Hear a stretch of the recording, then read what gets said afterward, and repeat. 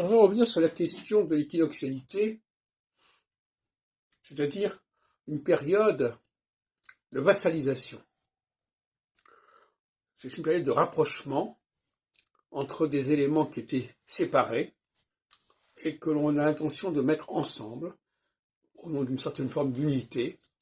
Et je voudrais étudier ça sur 70 ans, entre 1925 et 1995, très rapidement.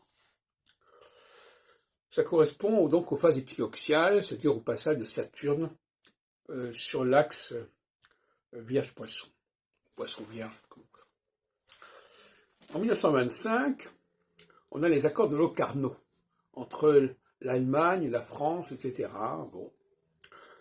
En 1939, donc 14 ans plus tard, c'est-à-dire un demi-cycle de Saturne, donc le temps que Saturne arrive à la même période, puisque pour moi, conjonction, opposition, c'est la même chose, les carrés sont la même chose, donc tous les 15 ans, on revient à la même situation.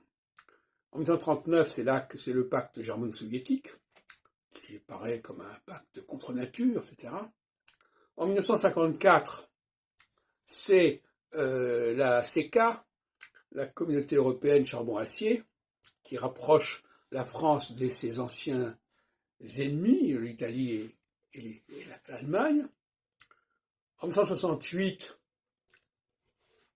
67-68, bon alors je passe au Moyen-Orient, enfin on pourrait trouver des choses en France aussi avec 68, mais c'est notamment l'occupation de la Cisjordanie par Israël, et donc la Cisjordanie qui était indépendante d'Israël se trouve sous la coupe d'Israël. En 81, c'est la continuation de l'union de la gauche, avec le PC qui est vassalisé par le PS. Et en 95, 97, eh bien, c'est la cohabitation. Et la cohabitation, c'est une forme de vassalisation aussi. Voilà. Donc, on peut dire ça comme ça. Et donc, on passe de 14 ans en 14 ans, en quelque sorte, dans un même système.